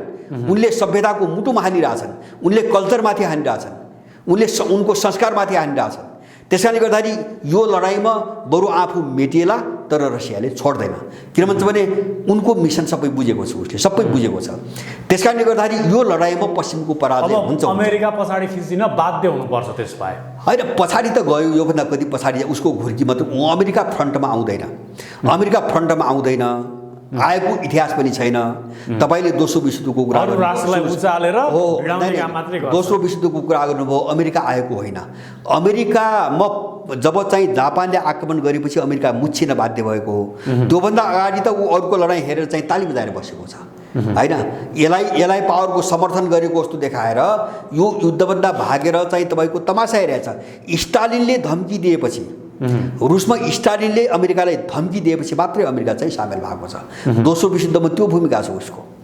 अनि सरेन्डर गरिसकेको जापानमाथि गएर अणुबम हारे, परमाणु बम हानेको छ भनेपछि अमेरिका फ्रन्टमा कुनै पनि ठुलो शक्तिसँग अमेरिका फ्रन्टमा गएर लडेको एउटा पनि इतिहास। युद्ध लड्दा लड्दा कमजोर भएको राष्ट्रमाथि गएर, कमजोर साना जस्तो उसले इराकमा गर्छ, अफगानिस्तान गर्छ, लिबिया गर्छ, जसले थ्याक्नै सक्दैनन् त्यहाँ गर्छ।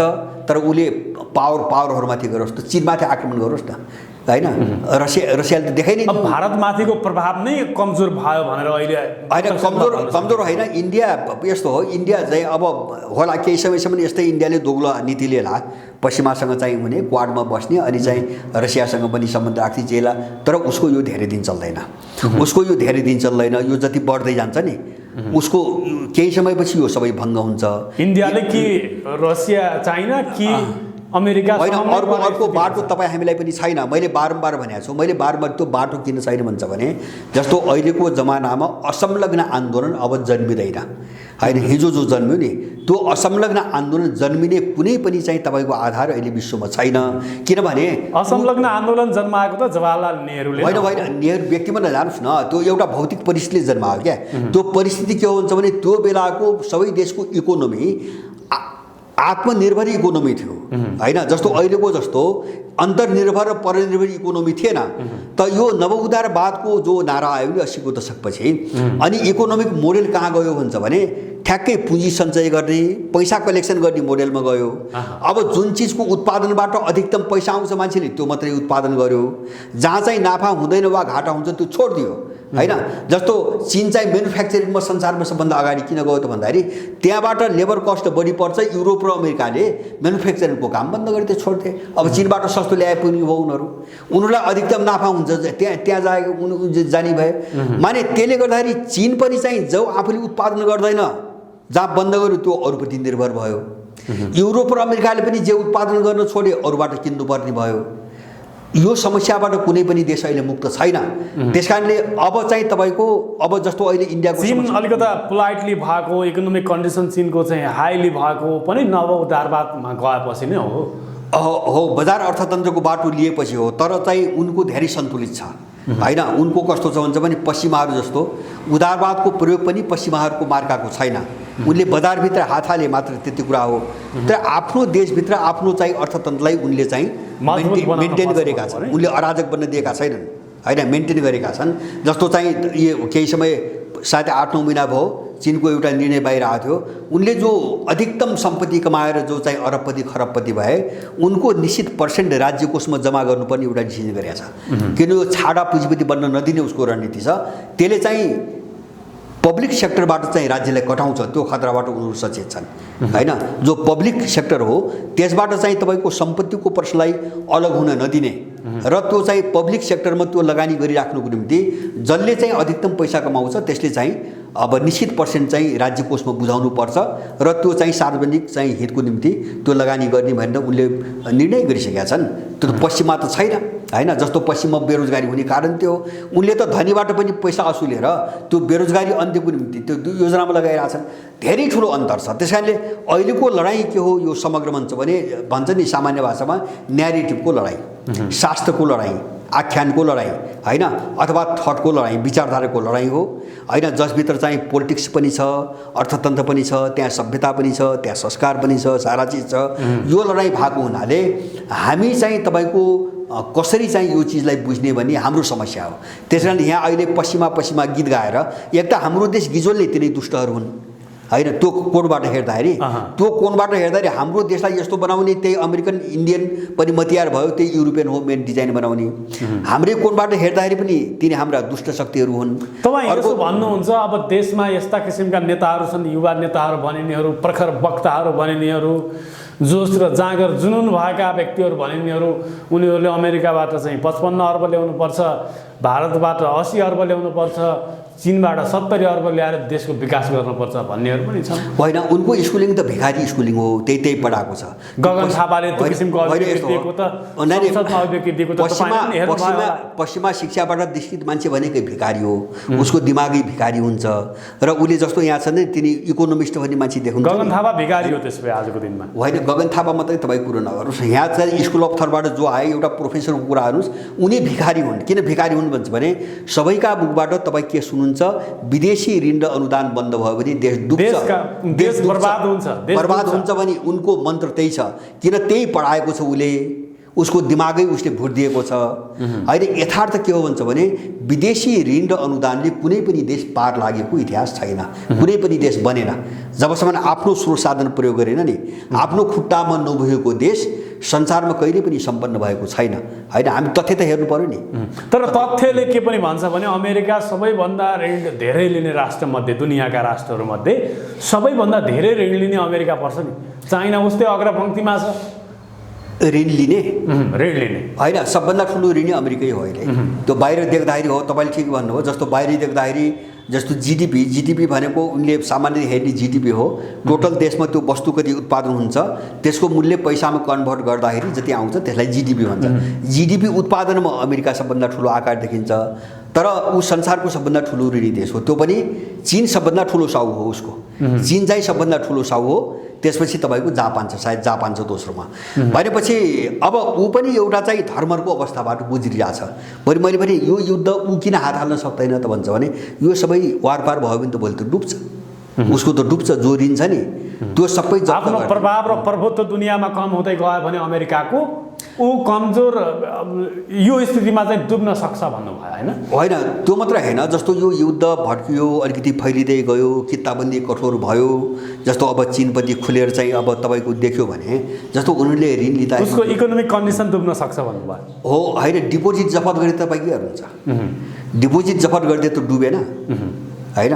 जस्तो खरबौँको ऋण छ होइन, त्यस बाबत जो धरोडी राखिन्छन् नि त्यो धरोडी जफत भयो भने त गयो होइन? अथवा चाहिँ व्यापारिक सम्बन्ध सबै उ गऱ्यो भने त अमेरिका त ठेक्ने हालतमा त छैन।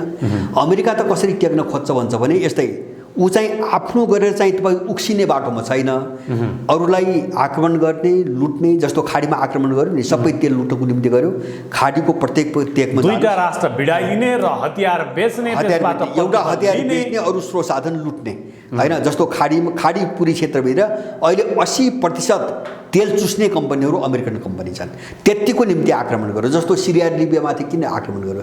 सिरिया र लिबियाले युरोपसँगको तेल कारोबार सुनमा गर्ने अथवा युरोमा गर्ने, डलरमा नगर्ने भन्ने जब निर्णय गरे नि हो, त्यो निर्णय बापत उसले सिरिया र चाहिँ लिबियामाथि आक्रमण गरेको छ। अरू कुनै कारण छैन त्यसको पछाडि हो। ऊ त्यसरी चाहिँ तपाईँको अलिकति लुटलाट पारेर पैसा कलेक्सन गर्ने, हतियार बेच्ने, मान्छेलाई भिडाउन हतियार बेच्ने गर्दै आएको। तर यो सबैले बुझाएको छ अब यो धन्दा उसको चल्दैन, यो धन्दा अब चल्दैन, किन केही वर्ष यता उसको हतियार बजारमा मोनोपोली पनि धेरै घटिसकेको छ। जस्तो हुँदा अब रसिया त थिँदै थियो, अब चीन चाहिँ तेस्रो ठुलो चाहिँ हतियार निर्माता भएर आयो, हुँदा अब त इन्डिया पनि बेच्न थाल्यो, अब फ्रान्स छँदैछ, इन्डियाले पनि बेच्न थाल्यो। भनेपछि अमेरिकाको त्यो उद्योग पनि अब चल्दैन। एउटा बोइङ थियो, बोइङ पनि पोहोरदेखि धराशायी भयो। अब ऊ युद्ध भिडाएर कसरी चाहिँ भएको हतियार बेच्न सकिन्छ भन्ने एउटै उपायमा छ, त्यो सबै नै बुझेका छन्। त्यो तपाईँ रसियन र चाइनिज मात्र होइन, त्यो जर्मनी र चाहिँ फ्रान्सले पनि बुझेका छन्, त्यो बाँकी विश्वले पनि बुझेको छ। उसको त्यो धन्दा पनि अब चल्ने सम्भावना मैले देख्दैन। त्यस कारण लडाइँ यो हो, अब लडाइँ कहाँ केन्द्रित छ विश्वको, त्यहाँ नै जानु पऱ्यो हामी। बाहिर रूपमा बहकेर चाहिँ युक्रेनमाथि रुसले आक्रमण गर्यो भनेर यो स्यालु यहाँ मात्रै रुसले गर्यो त गर्यो, के कारणले गर्यो होइन? त्यो कारण त हेर्नु पऱ्यो नि, त्यसको आधारमा लेखाजोखा गर्नु पऱ्यो। अब युक्रेनमाथि आक्रमण नगरे भए के हुन्थ्यो? युक्रेन जस्तो छ त्यस्तो रुस हुन्थ्यो होइन? किन युक्रेनी भूमिबाट रुसमाथि एट्याक हुन्थ्यो होइन? लडाइँ त त्यहाँ नै जोडिया छ। त्यसैले यिनी घटनाहरूलाई हामीले अलिकति तर्कसङ्गत र वस्तुपरक कोणबाट हेर्ने हो होइन? अब हामीले घटनालाई चाहिँ आँखाले मात्रै हेरेर चाहिँ विश्लेषण गर्नु हुँदैन। अलिकति सामरिक स्वार्थमाथि आँच आउने भएपछि उसले आक्रमण गर्यो भने सामरिक स्वार्थ मात्रै होइन, रुसको अस्तित्व नै धरापमा पर्यो नि त। जस्तो युक्रेन नेटोमा सामेल भयो भने उतातिरबाट बेलोरुसबाट जोगिरहेको छ रुस होइन? जस्तो लिथुनिया त सिमाना के अरे कालिनिन, जस्तो लिथुनिया, लाटभिया र इस्टोनिया, अब तीनटा चाहिँ सीमा जोड्या बाल्टिक राज्यहरू नेटोमा लैसकेका छ होइन? जस्तो जर्जियामा त्यही समस्या ल्यायो। अब युरोपको दोस्रो ठुलो देश भनेको युक्रेन, रुसपछिको। अब युक्रेन पछि चाहिँ तपाईँको गयो भने त त्यो चाहिँ भूगोल नजिक मात्रै भएन कि सिभिलाइजेसन एउटै होइन, तपाईँको कल्चर एउटै, संस्कार एउटै। युक्रेनी र रसियन त झनै झनै छुट्याउनै नमिल्ने जाति हो क्या। किन भन्छ भने रुसको ग्रेटर रसियाको पहिलो राजधानी नै के भयो होइन? 1600 चाहिँ तपाईँको के अरे चाहिँ 86 मा होइन रसियन जारले स्थापना गरेको राजधानी नै के भयो होइन? सेन्ट पिटर्सबर्ग र मस्को त धेरै पछि आएको हो। भनेपछि अनि रुसले छोड्दा सारा युक्रेन बनाउनु उसको त्यत्रो योगदान छ।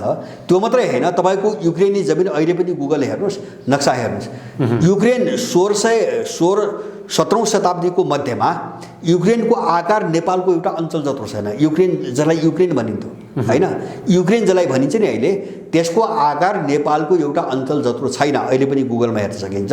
अनि 4 पटक चाहिँ रसियन भूभाग त्यहाँ गाभिएको छ होइन? पहिलोपटक रुसी जारले 1886 देखि 1917 को बिचमा जारहरूले धेरै पटक त्यो युक्रेनसँग रुसी भूमि दिँदै दिँदै दिँदै दिँदै ठुलो भूभाग चाहिँ तपाईँको उत्तरतिरको ठुलो भूभाग युक्रेनमा गाभे। अनि दोस्रो पटक लेनिनले चाहिँ तपाईँको यो दक्षिणतिरदेखि लिएर पश्चिम दक्षिण पश्चिमको ठुलो भूभाग चाहिँ तपाईँको लेनिनले गाभे 1922मा। अनि 1939देखि 41को बिचमा स्टालिनले सुदूरपूर्वी जो अहिले सुदूरपश्चिम जो अहिले लडाइँ केन्द्रित छ नि त्यो सम्पूर्ण भूभाग रसियाली युक्रेनमा गाभेको हो। अनि अन्तिम पटक क्रिमिया 1954मा अस्ति भर्खरै निकिता क्रुश्चेभले रसियन राष्ट्रपति क्रुश्चेभले चाहिँ प्रशासनिक समस्या रुसबाट अलिकति कटेको भूभाग भएको हुनाले त्यो खर्च बढी हुन थाल्यो अनि चाहिँ युक्रेनमा हालेर चाहिँ तपाईँको प्रशासनिक रूपमा सजिलो बनाएको हैन। अनि रसियाले छोड्छ अनि त्यही युक्रेन सारा उसको भूभाग दिएर झनै झनै 80% रसियन भूभाग गाभेर बनाएको युक्रेन अनि त्यही युक्रेनलाई नेटोको अड्डा बनाएर रुसलाई समाप्त पार्ने मिसनमा हिँडेपछि रसियाले छोड्छ। त हामी यो कुरो हेर्ने कि नहेर्ने उनको अत्याचार। त्यसकारणले गर्दाखेरि अब हामीले चाहिँ एउटा जायज चिज के हो भन्ने हेर्नु पर्यो क्या। यसको अर्थ रसियाले आक्रमण गर्यो मान्छे मार्यो ठिक गर्यो। अब युद्धमा हेर्नुहोस् युद्धमा गइसकेपछि मान्छे मर्छ। यिनी चाहिँ यस्ता तपसिलका कुरा हो नि। मानवीय छ नि युद्धमा त मय खान त गइन्न नि। युद्धमा नै मय खाने ठाउँ हो। युद्धमा गए त युक्रेनले पनि मार्छ रसियाले पनि मार्छ होइन। यो कोही बहसको मुद्दा होइन क्या यो। अब बहसको मुद्दा के हुन्छ भने यसको कारण के हो, यसको कारण के हो र यसको रिजल्ट के निस्किन्छ बस त्यति मात्रै हो हैन। तपाईको पात्रको कुरा हुँदैन। जस्तो माओवादी युद्धका कुराहरू छन् नि केही माओवादी अबुजहरू भन्छन् नि यत्रो बलिदान गर्यो अपमान गर्न मिल्छ भन्छ। तिनको बलिदानको हिसाब हुन्छ, कति मान्छे मर्यो भने हिसाब हुन्छ। उनको युद्धले देशमा परिणाम के दियो हेर्ने त्यो। उनको लिडरसिपले के गर्यो हैन, के खेल खेल्यो र समग्र उनको युद्धले देशलाई के दियो कहाँ पुर्यायो हेर्ने त्यो हो नि।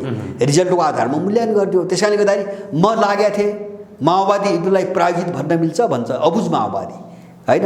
अब सहभागी के मतलब आन्दोलन चाहिँ नेपाली जनताले नेपाली 7 साल 46 साल 63 साल जनताले प्रयोग भयो नि के जनताले ल्याएको भन्ने हैन। 7 सालमा पनि त जनतै उठेको हो हैन। तपाईँको काङ्ग्रेसलाई जिताउँदाखेरि पनि जनताले भोट हाल्छ, एमालेलाई जिताउँदाखेरि जनताले हाल्छ, माओवादी जिताउँदाखेरि जनताले हाल्छ।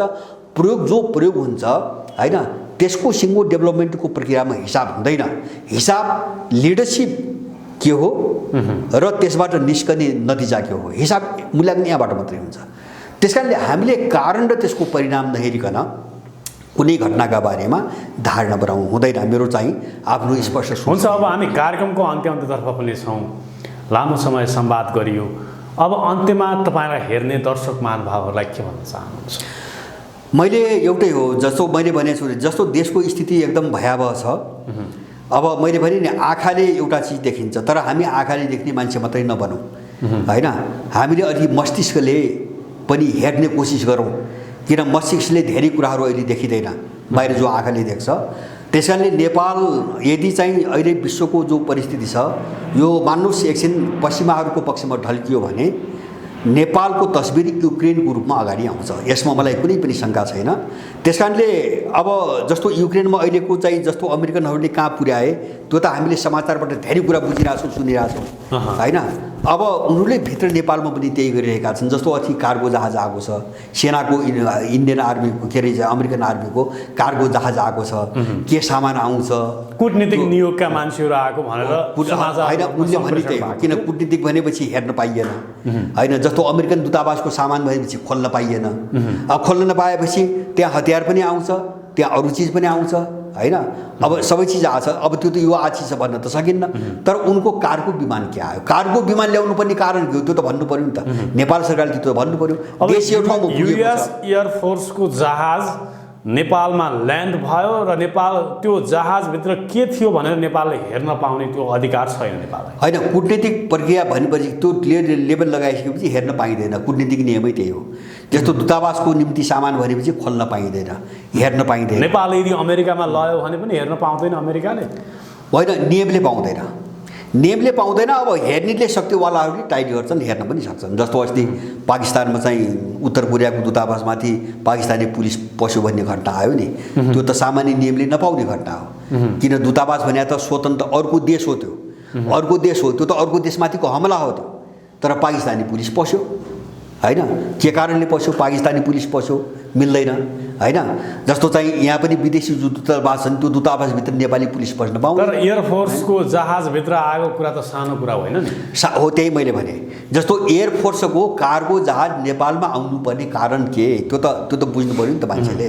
कारण के त्यो कार्गो भने सामान बोक्ने जहाजहरू के सामान त्यत्रो कार्गो जहाज नेपालमा के सामान ल्याएर त्यो पनि दूतावासको निम्ति भनेपछि त्यहाँभित्र एमसिसी मिसनसँगै जोडिएको सामान छन्। यो लाटाले पनि बुझ्ने कुरा हो होइन। योभन्दा अगाडि किन आएन? मिलिट्री फोर्सको जहाज हो, योभन्दा अगाडि किन आएन? जस्तो एमसिसी अनुमोदन हुनुभन्दा अगाडि किन आएन होइन? प्रश्न त सबै कोणबाट उठ्ने पो नि।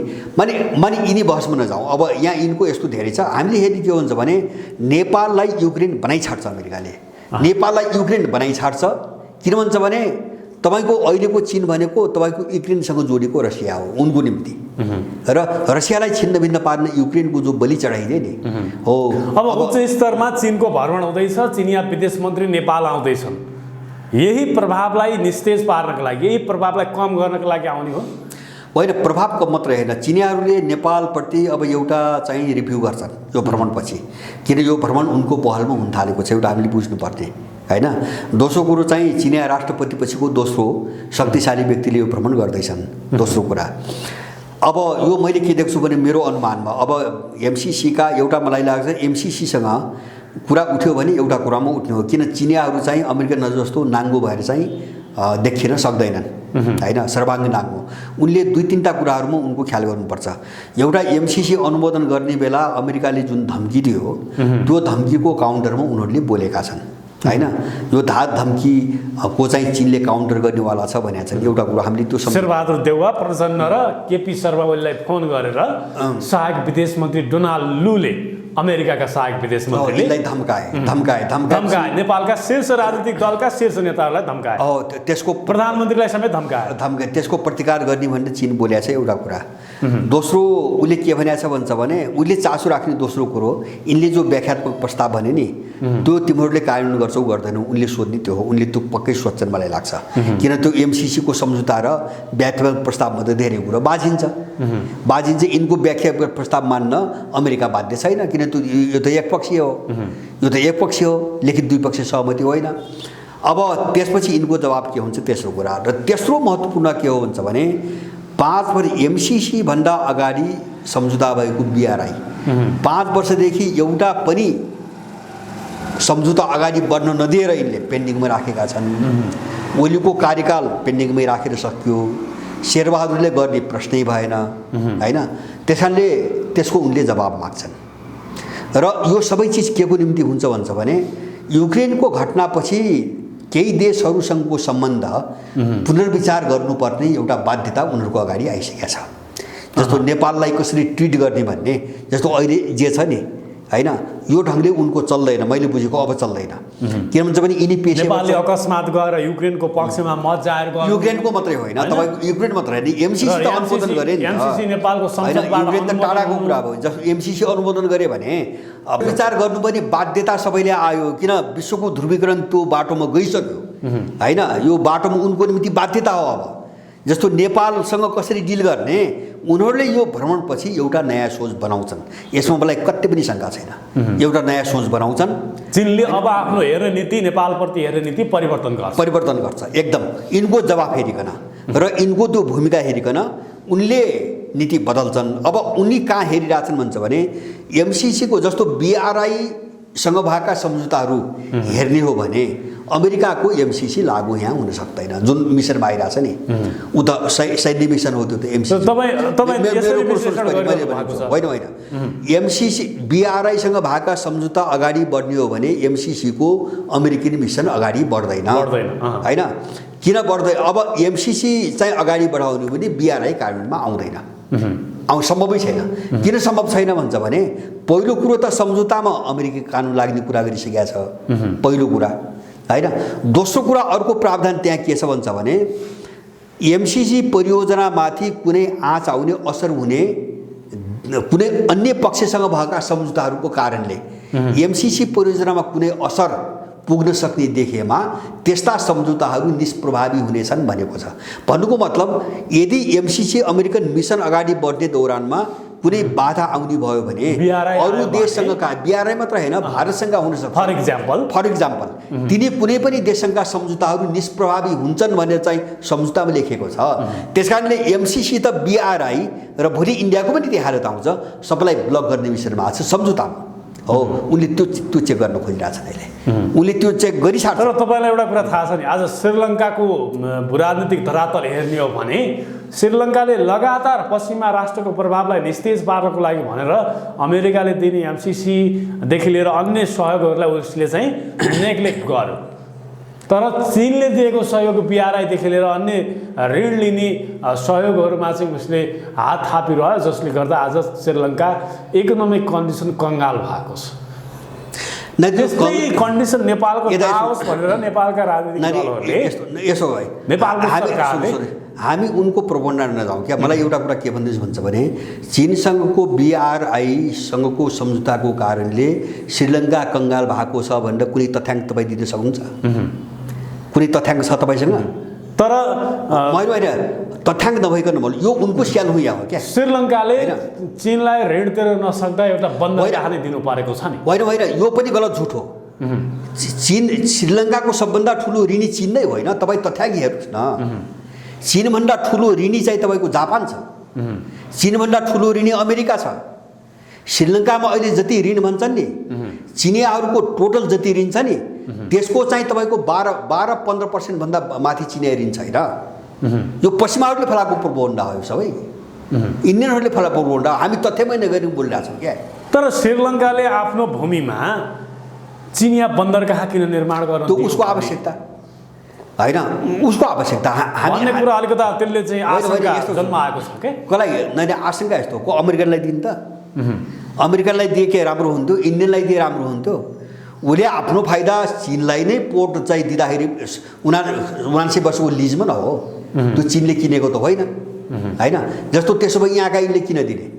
त्यसो दिँदैमा बिग्रिन्छ भने जस्तो यहाँ पनि त विदेशलाई ठेक्का त दिएछन् नि। यहाँ विभिन्न प्रोजेक्टहरू यी हाइड्रो कम्पनीको सारा विदेशलाई दिएछन्, किन दिने? त्यो दिँदैमा बिग्रियो, चीनलाई दिएर बिग्रिने भन्ने कुरा उनको प्रोपोगन्डा हो। हामीले हेर्ने के हो भन्छ भने अब वास्तविक तथ्याङ्कले के भन्छ हामीले त्यहाँ हेर्नु। मैले हेरेँ तपाईँले भनेको डेप्ट के अरे चाहिँ ट्र्याप भन्ने यिनले ठुलो विश्वव्यापी प्रचार गरिरहेछन् होइन। यदि यस्तो हो भने मान्नुहोस् न, मान्छेको पागल हो, यिनी मात्रै दिमाग भएका हुन्, संसारको मान्छे पागल हो होइन। किन दिन प्रतिदिन सबै देशहरू BRI-सँग जोडिरहेछ? चीन त चाहिँ उत्तर के अरे संयुक्त राज्य अमेरिकाको चाहिँ आँगनमै पुगिसक्यो नि।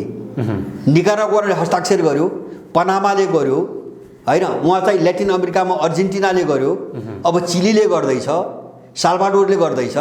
भनेपछि यिनले डेप्ट ट्र्यापको जो कथा जति बगबगाउँदैछन् नि, अनि विश्वका सबै देशहरू झन् त्यो नेटवर्कमा किन जोडिन्छन्?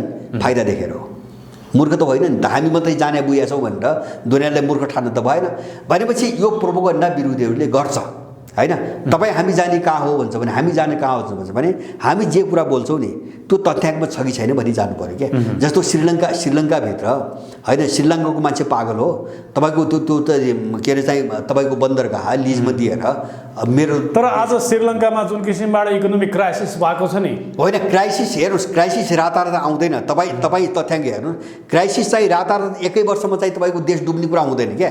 यसको दशकौँ लामो पृष्ठभूमि हुन्छ। त्यत्रो चाहिँ तपाईँको के अरे चाहिँ 30 वर्ष विरुद्धमा फसेको देश हो। इन्डिया र पश्चिमाले के गरे? तामिललाई उठाएर 30 वर्ष रक्तपात मचाएनन्। अर्थतन्त्र सखाप त त्यसले पारेको हो श्रीलङ्काको होइन। उठ्नै नसक्ने गरी चाहिँ तपाईँको फसाए, विरुद्धमा फसाए होइन। त्यसलाई त्राण दिएर त्यहाँबाट मुक्त गरे त चीनले हो नि भाइ। त्यो त उनीहरू बिर्सेनन् नि। तामिललाई दबाएर चाहिँ त्यो विरुद्ध साम्य पारमा सहयोग त चीनको हो, त्यो त उनीहरूले बुझेका छन्। त्यसपछि न अलिअलि तङ्ग्रिन सुरु गरिरहेको श्रीलङ्का। भनेपछि फसायो श्रीलङ्कालाई कसले? इन्डियाले कति गर्यो? ल हेर्नुहोस् तपाईँको पृष्ठभूमि। ल BRI-को नाममा ल चीनको BRI-को परिकल्पना आएको 2014मा, सीमा चाहिँ सी राष्ट्रपति भए चाहिँ 13मा, 14मा चाहिँ BRI-को कन्सेप्ट बाहिर आयो होइन। अब 14 पछि कति वर्ष भयो? 8 वर्ष। 8 वर्षमा श्रीलङ्का चाहिँ तपाईँको टाट पल्टेको हो चीनको कारणले। त्योभन्दा अगाडिको तथ्याङ्क हेर्नु न, श्रीलङ्का समृद्ध थियो होइन। यस्तो चिजमा हामी हिँड्न भएन क्या होइन। हो भने त्यही अनुसार बहस गरौँ। त्यसले हानि गर्छ। श्रीलङ्का गृहयुद्धमा फँसेको थियो, गृहयुद्धबाट निस्किने बित्तिकै उसले संसारका अधिकतम राष्ट्रहरूबाट लोन लियो र उसले विकास निर्माणका कुराहरूमा खर्च गर्यो। रोड बनायो, सडक बनायो, पुल बनायो, उसको लोन सबै कुरा बनाइसके पछाडि अहिले तिर्ने क्षमता भएन, त्यो कारणले गर्दा फँस्यो। त्यो पनि गलत हो। जस्तो सुन्नुहोस्, तिर्ने जस्तो उसका आफ्ना संस्था छन्, जस्तो ब्रिक्स छ, ब्रिक्स ब्याङ्क छ, एआइआइबी भन्ने अर्को ब्याङ्क छ होइन, यो क्षेत्रीय स्तरको ब्याङ्क छ। अब गभर्मेन्ट पनि छुट्टै चाहिँ तपाईँको ऋणदाता भयो। अनि चाहिँ तपाईँको जस्तो यहाँबाट जस्तो विश्व ब्याङ्कले जुन शर्त राख्छ, म शर्तको कुरा गर्दैछु है, विश्व ब्याङ्कले के गर्छ, एसियाली विकास ब्याङ्कले के गर्छ भन्छ भने त्यो ऋण लिए बापत, अनुदान त होइन, ऋण लिए बापत, यो ऋण लिए बापत तिम्रो पोलिसी बनाउने यो पोलिसी बनाउने अधिकार हामीलाई हुनुपर्छ भन्छ एउटा। अर्को कुरा त्यो पैसा लगानी कागजी उसले फिक्स गर्छ, यहाँ हुन दिँदैन। उनीहरू एकदम गाइडेड फन्डिङ हो, उनीहरूको ऋण एकदम गाइडेड हो होइन। कहाँबाट उनलाई फाइदा हुन्छ त्यो सेक्टर नहेरिकन उनले ऋणै दिँदैन, लगानी गर्दैन होइन, त्यो छैन। चिनियाहरूको बिआरआईमा त्यो छैन। तब उनले के भने नेपाललाई के भनेका छन्, तपाईँहरूको विकासको निम्ति प्राथमिकता कहाँ हो त्यो रूपरेखा हामीलाई दिनुहोस्, उनले मागे त्यति हो। यहाँ लगानी गरेर भनेका छैनन्, यति पैसा लगाऊ भनेका छैनन् होइन। तपाईँहरूको विकासको प्राथमिकता कहीँ छ भने त्यो लेखेर हामीले बिआरआईसँग पनि उनले 5 वर्षदेखि माग्यो त फ्रेमवर्क हो, त्यो रूपरेखा के हो, तपाईँले कुन सेक्टरमा लगानी गर्न खोज्या हो होइन। एउटा दोस्रो उनको लगानीको नीति के हो भन्छ भने पश्चिमाहरूको जस्तो पुँजी लगानी गर्ने लुट्ने र नाफा कमाउने जाने होइन, उनको पार्टनरसिपमा छ। उनी एक्लो लगानी गर्दैनन्, त्यहाँभित्र त्यो देशलाई पनि उनीहरू सामेल गर्छन् ताकि त्यो प्रफिट त्यो देशले पनि पाओस्। किन उनको सिद्धान्त के छ भन्छ भने जब तपाईँ साहु बनेर लगानी गर्नुहुन्छ र तपाईँको लगानी लिएको मान्छे पनि जब समृद्ध हुँदैन नि, अनि विग्रह त्यहीबाट सुरु हुन्छ, झगडा। त्यस कारणले छिमेकी र आफ्ना पार्टनरहरू जसरी पनि बन्नुपर्छ भनी उनको रणनीति छ। भएन भने त्यहीँनिर अन्तर्विरोध पैदा हुन्छ, भोलि त्यही शत्रु भएर निस्कन्छ। उनले पश्चिमाहरूको हेरेका छन्। अब यिनी चाहिँ कमसेकम उनका नीति के हुन्, उनले प्रयोगमा ल्याएको चिज के हो, हामीले अलिकति अध्ययन गर्दा राम्रो हुन्छ। र उनले जस्तो अहिले अफ्रिकाकै महादेशकै कुरा हुन्छ भने संसारले जति लगानी गरेका छ चाइनाको मात्रै 40% लगानी छ। किन अफ्रिकन देशहरू त्यत्रो उत्साहित भएर किन गए होइन, फाइदा देखे। चिनिया लगानी चिनियासँगको पार्टनरसिपमा फाइदा दिए होइन। किन ल्याटिन अमेरिकासँग फैलियो यिनको चाहिँ बेल्ट एन्ड रोडको परियोजना, त्यहाँ उनीहरूले फाइदा देखे। पश्चिमाहरूबाट लुट मात्रै देख्थे उनले, चुस्टी कुरा मात्रै देख्थे, उनले नाफाको कुरा मात्रै गर्थे। अहिले त भारतले पनि चाइनाबाट प्रभावले भारतदेखि लिएर अझ भनौँ पाकिस्तान मात्र होइन, इन्डियामा ठुल्ठुलो प्रोजेक्ट चाइनाले चलाइरहेछ। बिआरआईसँग सम्झौता गरेका छैन, नाम बिआरआईसँग जोडिया छैन, तर ठुल्ठुला रेल सडक परियोजना हेर्नुहोस् इन्डियाले चाहिँ चाइनालाई ग्राउन्ड दिएको छ। किन दिएको छ त, किन दिएको छ? जस्तो अहिले पनि अस्ति भर्खरै समाज आएको थियो, अहिले यत्रो चाहिँ शत्रुतापूर्ण चाहिँ प्रचारमा हामी देखिरहेछौँ इन्डिया र चिनको सम्बन्ध होइन, त्यत्रो चाहिँ दुश्मनी छ, सारा चिज छ। तर चाहिँ इतिहासमा 2001 मा चाहिँ 2 अरब कति बिलियन थियो है डलरमा, खरब अरबको चाहिँ थियो इन्डिया र चाइनाको व्यापार। अस्ति 1 महिना अगाडि चाहिँ त्यो चाहिँ 100 अरब पुग्यो, 1 खरब पुग्यो। 100 अरब बढेको इन्डियासँग होइन। किन इन्डिया मुक्त हुँदैन त, त्यो ऋणको पासो हो भने होइन। किन त्यता प्रोजेक्ट दिन्छ, उसले व्यापार बन्द किन गर्दैन होइन, चिनसँग सहकारी किन बन्द गर्दैन? अनि यो चाहिँ ऋणको पासो हो भने प्रचार पनि त्यही गर्छ, किन त्यो राजनीतिक दुश्मनी हो, त्यो राजनीतिक दुश्मनी हो, प्रचार पनि त्यही गर्न लगाउँछ मिडियामा। तर चिनसँग त्यो काम गर्न त छोड्दैन आफू, किन उसबाट त्यसलाई फाइदा छ भने यस्तो चाहिँ तपाईँको सबैले गरिरहेछन्। अब हामीलाई घाटा हुने काम हामी नगरौँ, हामी जस्तो हामी तथ्याङ्कमा छलफल गरौँ। जस्तो बिआरआईमा त्यस्ता शर्त छन्, हामी ऋणको पासोमा फस्छौँ भनेपछि नगरौँ होइन। त्यो कुनै पनि देशको सच्चा नागरिक त गरौँ त भन्दैन होइन। तर चाहिँ बिआरआई गलत हो, हामीले सारा अध्ययन गरेका छौँ। बिआरआई एमसिसी अब पास गरिसक्यौँ, अब व्याख्यात्मक टिप्पणीलाई चाहिँ कार्यान्वयन गर्ने मूल दिशातिर जानु पर्यो सरकार। त्यसो भए होइन, त्यो त नेपालको राजनीतिक दलहरू त्यो यिनीहरू सम्भव छैन। मैले देखेको के हो भन्छ भने यस्तो सुन्नुहोस् है, मैले देखेको 2टा चिज मात्रै बुझ्छु। युक्रेनको घटनाहरूमा पश्चिमहरूको पराजयको रूपमा यो टुङ्गियो भने अमेरिका एमसिसीको चाहिँ झोला बोकेर नेपालमा धेरै बस्दैन, किन उनीहरू धेरै कमजोर भइसक्छन्। अब चिनसँग काउन्टर गर्न पनि उनीहरू सक्ने हालतमा हुँदैनन्, परिस्थिति धेरै बदलिन्छ होइन। किन कुनै पनि बेला उनले त्यो सम्झौता निर्लम्बन भएको घोषणा गर्छन्, उनको पैसा खर्च हुँदैन, उनले चाहिँ परियोजना चित्त बुझेर काम गर्न सक्ने भएपछि पछि भुक्तानी दिने हो, खर्च नेपालको हुने हो। त्यो बेलासम्म उनको 1 सुका पनि खर्च हुँदैन, उनलाई केही घाटा छैन, उनले गिजोली मात्रै हो। तर यदि युक्रेनको घटना एकछिन मान्नुहोस् पश्चिमको निर्णायक पतनको दिशातिर गएर यसले अलिकति कोर्स लिने भयो भने तपाईँको नेपाल केही समयभित्रै 1-8 वर्षभित्रै नेपाल युक्रेनको तस्बिरमा देखिन्छ। यसमा मलाई कुनै पनि शङ्का छैन होइन। तर एमसिसी के हो भन्ने कुरा होइन। अब त्यो बेला नबुझ्ने मान्छेले त्यो बेला बुझ्छ। तपाईँले अघि नै भने जस्तो त्यो चाहिँ सबै घटनाहरू गर्भभित्रका कुराहरू आँखाले देखिँदैन, त्यो दिमागले हेर्ने हो, मस्तिष्कले हेर्ने हो, त्यो एनालिसिस गर्ने कुरा हो होइन, आँखाले देखिँदैन। अब तर नेपालको भू राजनीति त्यो जटिलतामा गएको हुनाले अघि नै तपाईँले भने जस्तै मैले संसारभरि जहाँ बसे पनि नेवारहरूलाई भन्न चाहन्छु, हामीले युक्रेन हेऱ्यौँ, हामीले योभन्दा अगाडि हङकङ पनि हेऱ्यौँ। हङकङलाई टुक्र्याउनु त उत्पात मचायो नि त अमेरिकनहरूले होइन, कैयौँ महिनौसम्म। आखिर चिनिया प्रभावमा आउनै पर्यो होइन। अब चिनिया प्रभाव होइन, उसले त कानुन प्रयोग गर्यो। जस्तो युक्रेनमा रुसले प्रयोग गर्यो, दुई फरक देश थियो र तपाईँको आक्रमण गर्यो होइन। अब ऊ आफ्नै देशको भावनाले कानुन प्रयोग गर्यो, तर कानुन त प्रयोग गर्नु पर्यो, सुरक्षा कानुन अगाडि बढाउनु पर्यो होइन। हङकङलाई त्यो गर्न खोज्या हो उसले ताइवानलाई त्यही गर्न खोजिरहेछ, उसले उइगुरलाई त्यही गर्न खोज्या हो, नेपालभित्रबाट उसले तिब्बतलाई त्यही गर्न खोज्या हो। यसमा हाम्रो कुनै भ्रम रहनुहुन्न र हामीले हाम्रो भू राजनीति, हाम्रो देश अरू कुनै शक्तिको निम्ति प्रयोग गर्ने थलो बनाउन दिनुहुन्न। यसको प्रतिकारको दिशामा जानै पर्छ।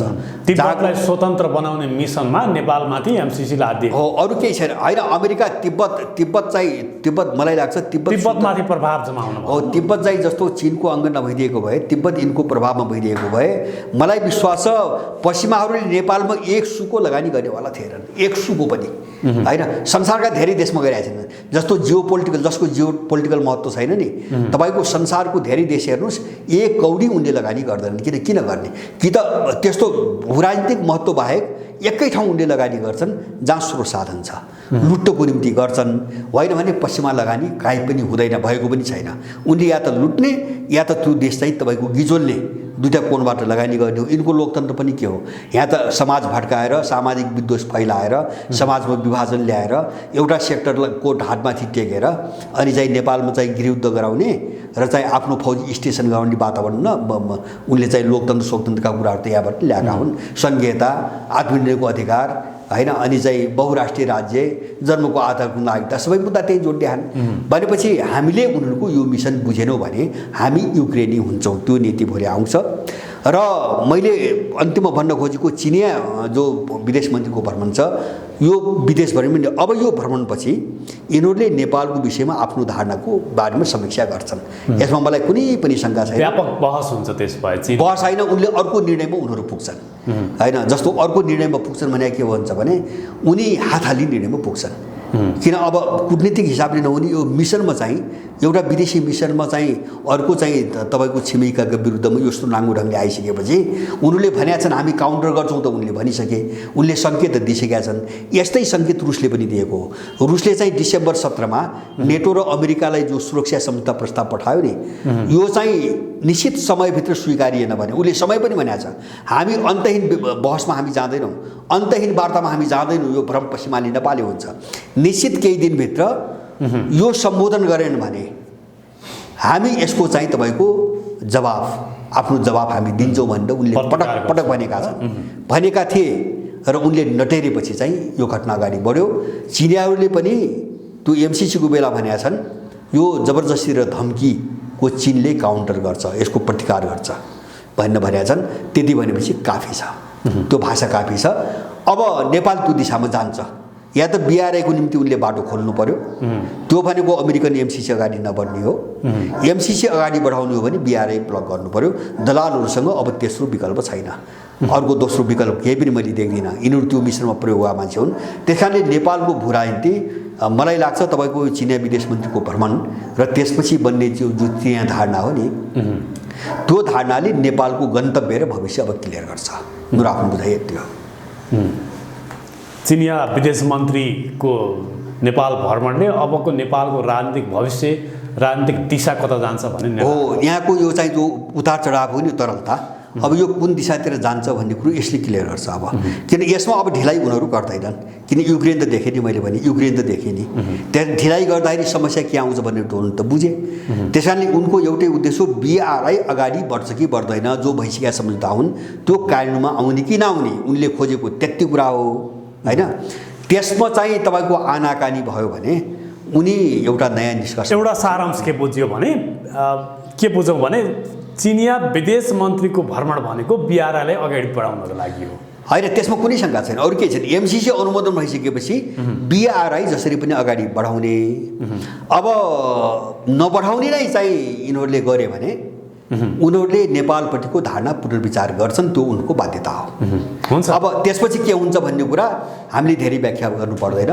यो भोलिको तस्बिर सबैले देख्नेवाला छ। हामी सजग हुने र हामी आफ्नो तयारी गर्ने त्यही कोणबाट जानुपर्छ। हुन्छ, अमूल्य समय दिनुभयो, तपाईँलाई धेरै धेरै धन्यवाद। हजुर, धन्यवाद यहाँलाई पनि।